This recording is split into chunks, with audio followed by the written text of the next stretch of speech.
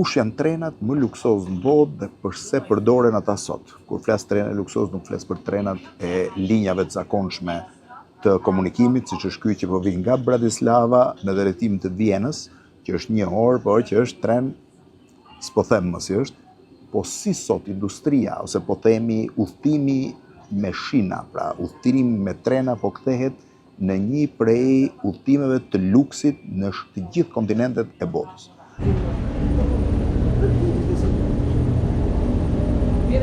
Uno dito, señor. Un moment, please. Check in the tickets. Yes? Yes, this one, sir. Hello. Yeah, go. This way? Yes, sir. Hello. Hello.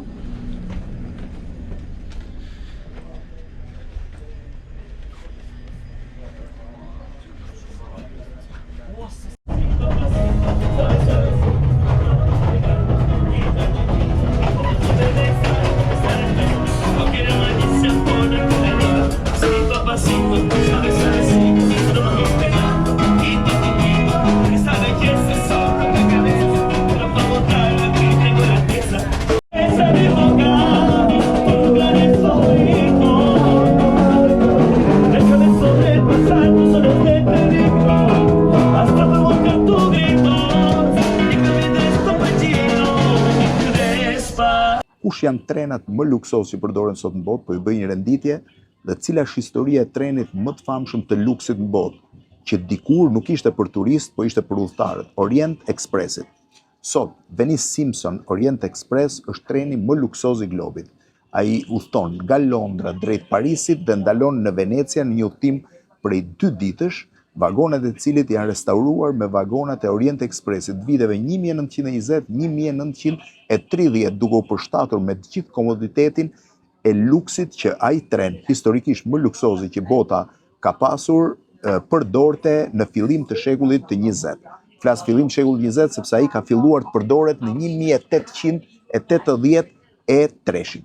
Treni i dytë më luksoz i globit, në fakt jo më luksozi, po i rendis tani sepse më luksozi është Maharaja Express në Indi, është treni Blue Tren i Afrikës së Jugut. Blue Tren i Afrikës së Jugut udhton nga Pretoria, kryeqyteti zyrtar, po themi administrativ i Afrikës së Jugut, drejt Cape Townit, 1600 kilometra.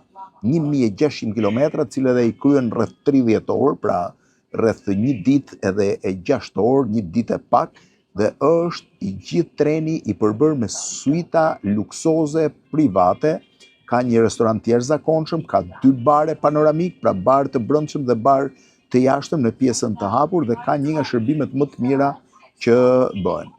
Ky edhe padyshim ka pamjet spektakolare të Afrikës, sidomos Afrika e Jugut, që është shumë e bukur. Por një degë e këtij treni, që nuk është e rregullt, por që shërben po ashtu në mënyrë perfekte, është rruga e trenit që lidh Cape Townin me Victoria Falls dhe më pas shkon deri në Dar el Salam, në kryeqytetin e Tanzanisë, si pjesë e hekurudhës famshme të lordit Cecil Rhodesi, i cili donte të lidhte Cape Townin me Kairon, por që u ndërpre eksaktësisht në zonën e Zambia Zimbabves pak më sipër dhe nuk arriti.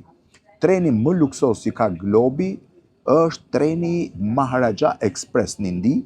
Ai është një tren që shkon rreth 2000 kilometra, 2000 e pak kilometra, dhe është lidh Delhin me Mumbain dhe Delhin me Rajasthanin. Është udhton nga 3 deri në 7 ditë, varësisht se cilën nga 2 rrugët ndjek.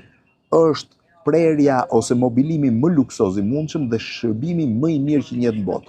Ka shumë veta që pretendojnë që Maharaja Expressi është më luksoz se sa Venice Simpson Orient Express, por gjithsesi ai është një nga trenat më të famshëm sot në botë që lidh dhe qytetet historike dhe pallatet e Maharajave të gjithë Indisë. I treti është The Royal Scotsman në Skoci, i cili është vënë tani në fund në përdorim. Ai shkon nga 100 deri 400 kilometra, udhton nga 2 deri në 7 ditë me ndalime. Pak muaj ka bile si ka filluar, është rikthyer, ka një shërbim shumë mirë dhe ka pamjen e maleve të larta të Skocisë. Një tjetër tren shumë i famshëm është Adelaide Darwin në Australi dhe Gahan quhet, një tren i cili udhton 3000 kilometra, e pret nga Darwin në veri të Australisë deri në Adelaide, e pret të gjithë kontinentin australian, në gjithë shkretirën australiane, dhe konsiderohet një nga eksperiencat e rralla që mund bësh. Orient Expressi lindor, ose ai Aziz Jug lindore që lidh Singaporin, Bangkokun me Kuala Lumpurin, është po ashtu i jashtëzakonshëm, është 2 deri në 4 ditë, edhe ai është pjesë e Belmont Hotel, siç është Venice Simpson Orient Express, ka vagon tipik luksoz kolonial, e keni parasysh që Singapori vazhdon të ruaj një pjesë koloniale të tij, me një shërbim të shkëlqyer, me një nga kuzhinat më të mira në botë të konsideruara. Tha, këto janë kryesisht trenet më luksoz që bota ka sot. Po si nisi eksperienca e trenave dhe ku filloi rrugtimi i parë?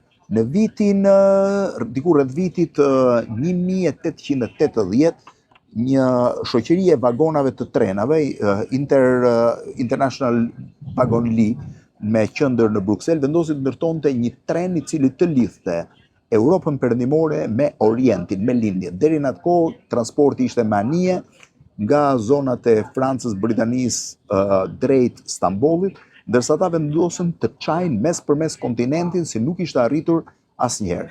Ideja u lançua në 4 tetor vitit 1883 kur nisi udhëtimi nga Parisi drejt Stambollit. Rruga e parë origjinale, pra rruga që u ndërtua në fillim, ishte Paris, Budapest, Bukuresht, Varna, Stambol. Pastaj, me kalimin e kohës, rreth 10 vite më pas, u ndërtuan edhe disa degëzime që shkonin në Venecia, në Athinë edhe në Stambol. Orient Expressi ishte revolucioni më i madh në transportin hekurudhor në atë kohë dhe u ndërtua si një tren i standardit super të lartë. Nuk kishte klasë 2, nuk kishte klasë 3, kishte vetëm klasin superior. Nisi në 4 tetor 1883, udhëtimi në ditët më të mira ishte diku tek 81-82 orë, pra 3 ditë e 10, 3 ditë e 15 orë, kishte raste që zgjaste 7 ditë për arsye të degëzimeve të ndryshme. Në periudhën e luftës deri rreth vitit 1910 ishte pak më i gjatë, rreth vitit 1910 u bë 3 ditë i përqendruar dhe ishte një udhëtim ultra luksoz. Ndërkohë që rruga kryesore, pra e trenit, u deformua disa herë. Ç'është më interesante është që në momentin që treni Orient Express do të ndërtohej në Europë, ideja ishte të kalonte përmes Shqipërisë, pra në zonën e sipërme të Kosovës, por zonat banore të vendas të kohë të nxitur, nuk e di nga kush, dolën dhe bllokuan ndërtimin e rrugës duke e transferuar trenin më në veri në zonën serbe. Ishte një humbje shumë e madhe për Shqipërinë, sepse që në 1830-ën do të kishim një tren që do kalonte drejt Stambollit. Pikërisht për Orient Expressin u ndërtua në Stambol Sirkiçi Train Station, stacioni i Sirkiçis në pjesën europiane të Stambollit, dhe prej aty u ndërtua Pera Palace Hotel, në të cilin do të rrinin të gjithë klientët që vinin me Orient Express. Ata merreshin me kabina që mbaheshin nga dy punëtor, në krah dhe ngjiteshin nga stacioni që është poshtë nivelin e detit në kodrën e perës sipër për të vendosur në Pera Palace Hotel, që u bë hoteli më luksoz dhe hoteli me ashensorin e parë në Ballkan dhe të dytin mas një ashensorit vendosur në Francë, në mos gaboj, në Tour Eiffel, ishte ai i Pera Palacit. Në Orient Express kanë udhëtuar disa nga njerëzit më të rëndësishëm të globit, Hemingway, Agatha Christie ka shkruar librin e famshëm Vrasje në Orient Express.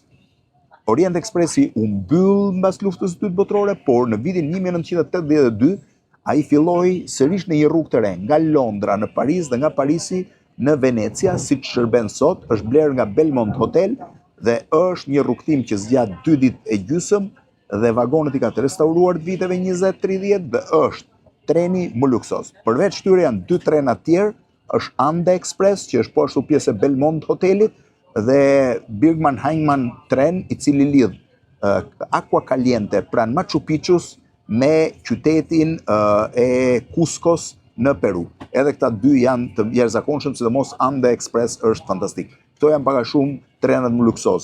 I fundit është një tren i cili nuk është linjë rregull, por që shërben me një tren luksoz, ai që lidh Transsiberian, ai që lidh Moskën me Pekinin, që bëhet një udhtim 15 ditor luksi me kabina të fillimit të viteve 20-30 të restauruara.